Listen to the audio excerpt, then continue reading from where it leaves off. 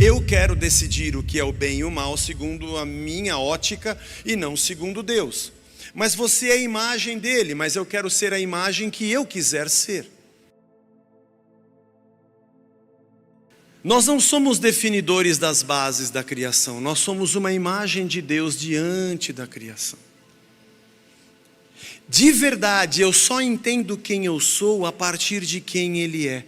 Quando eu o conheço, eu entendo por que sou como sou e por que faço o que faço. Quando eu me encontro com Deus, eu começo a entender a minha própria identidade. Enquanto o ser humano não se encontra com Deus, ele vai tentar se identificar com qualquer elemento da criação ou com qualquer coisa que ele mesmo venha a criar, já que ele não cria, segundo a sua mente. Deus é o que é, eu sou o que sou, e o ser humano o representa. Há uma frase muito interessante de Emil Brunner, que é um teólogo do século passado, alemão, que diz assim: a mais poderosa de todas as forças é a visão que o homem tem de si mesmo. A forma como ele entende a sua natureza e o seu destino. De fato, ela é uma força que determina todas as demais que influenciam a vida humana. Nosso ser, o jeito que nós somos e nossas funções, o que fazemos, provém da imagem de Deus. A maneira como você se enxerga vai implicar em todas as consequências do que você faz, reproduz, se relaciona. Sem Deus, nós vamos tentar encontrar qualquer coisa que nos identifique, já que fomos criados à imagem dele. Se a negarmos, nós vamos ter que descobrir qualquer coisa para tentarmos nos identificar. Sem Deus, o homem se desorienta. Sem Deus, o homem busca uma identidade no que o cerca, busca em si mesmo, ainda que ele nem saiba quem é.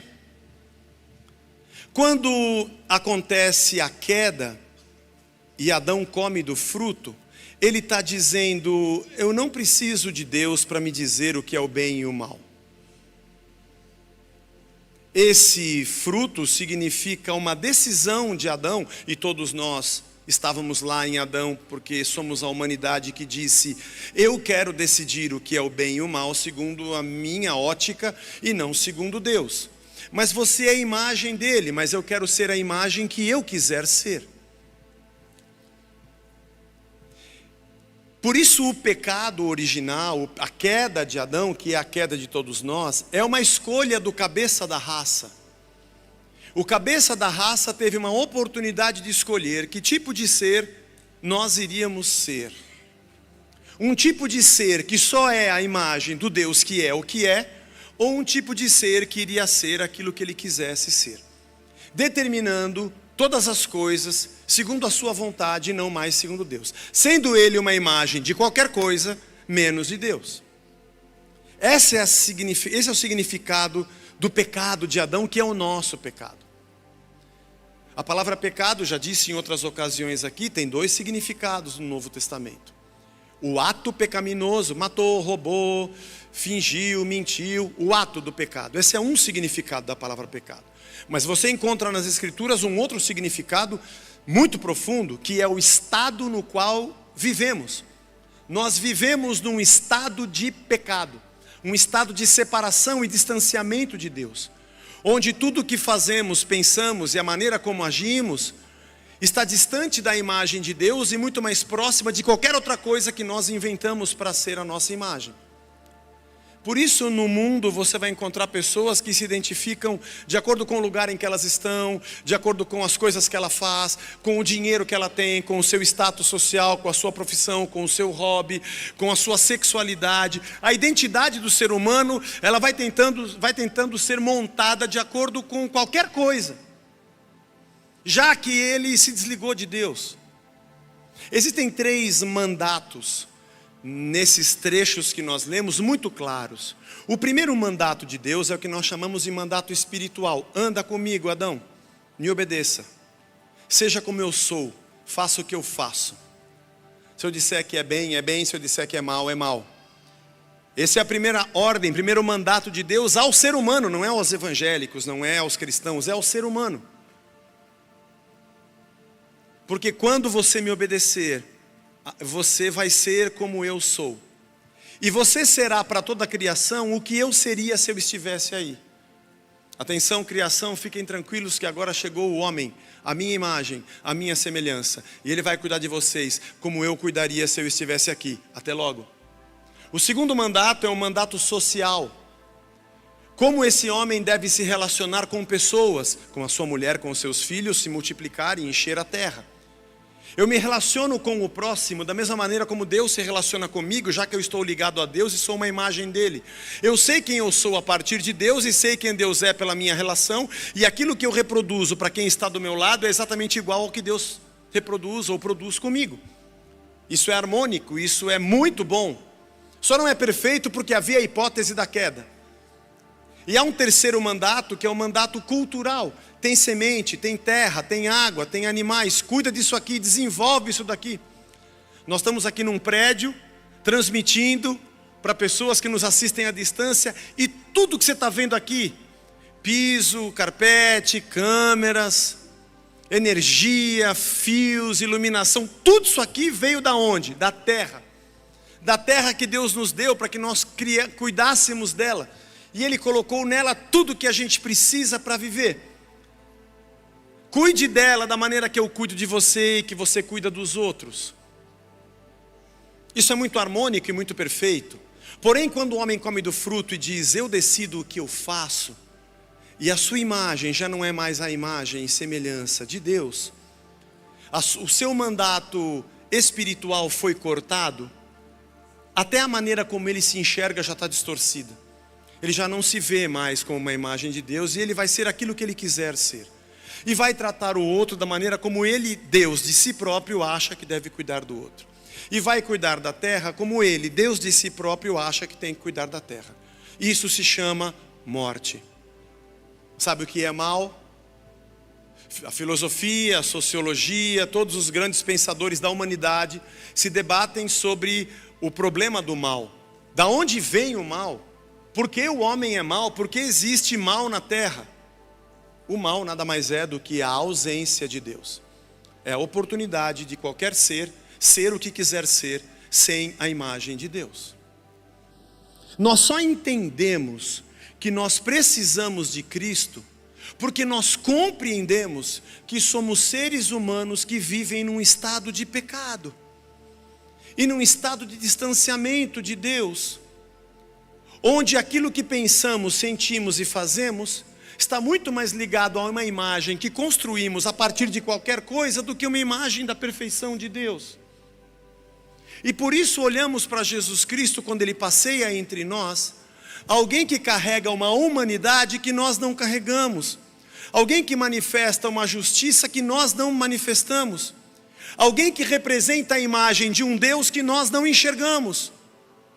A decisão de seguir a Cristo é a decisão do nosso retorno, de dizer, eu entendo que eu estou morto, gero morte, ainda que o ser humano hoje, sem Deus, ainda guarde resíduos da boa criação de Deus, é inegável que a humanidade está num estado de queda, mundo decaído, é assim que nós chamamos. Nós vivemos um mundo decaído e em queda livre. E quanto mais tempo passa, menos de Deus você vê.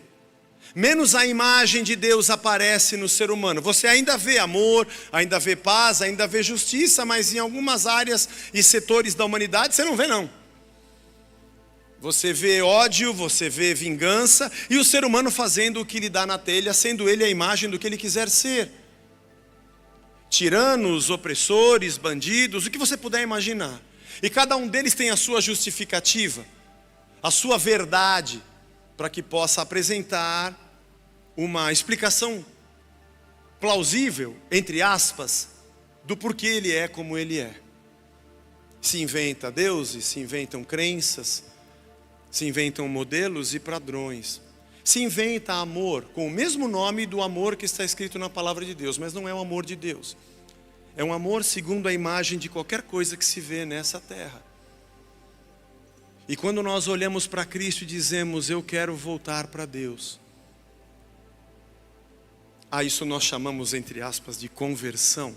Eu convergi, eu vivi a minha vida como eu vivi, até que eu acordei e falei, pera, isso aqui não é vida. Por que eu existo? Porque eu fui criado. Fui criado por quem? Por um Deus. Para ser de que jeito? Como Ele. O que eu estou fazendo? Eu estou sendo qualquer coisa que eu acho. Eu estou trazendo qualquer coisa para cima de mim para tentar identificar alguma coisa, porque eu não sei o que eu sou.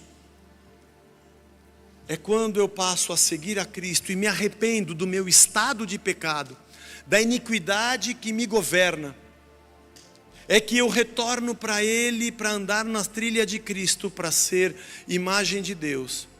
E por isso a nossa missão fica muito clara. Reatando com o meu Deus, meu mandato espiritual, para conhecê-lo cada dia mais e entender quem eu sou de verdade, a partir dele, não a partir de qualquer coisa dessa terra.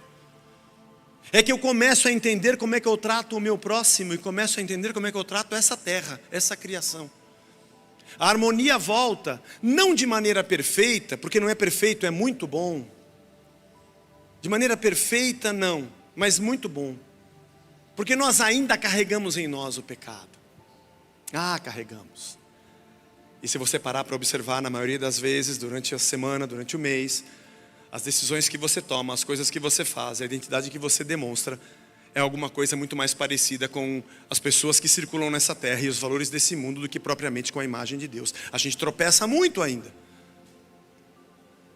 Mas por isso Jesus Cristo disse que Ele havia chegado com o seu reino. Porque é um novo governo, uma nova ordem. Lá no primeiro jardim é o Éden. Deus disse para o homem, se você não me obedecer, você morre. Alertou o homem, e ele preferiu não obedecer. Mas no segundo jardim, chamado Getsemane, Deus disse a Jesus, se você me obedecer, aí você morre. E ele preferiu obedecer. A diferença entre o Adão que faz segundo a sua vontade, no âmago do seu desejo, ou o Cristo que abandona a sua vontade, para dizer, o Pai me enviou, e minha comida e minha bebida é fazer a vontade do meu Pai que está no céu, e realizar a sua obra. E ele diz, quem vê a mim, para Filipe, mostra-nos o Pai. Filipe, quem vê a mim, vê o Pai.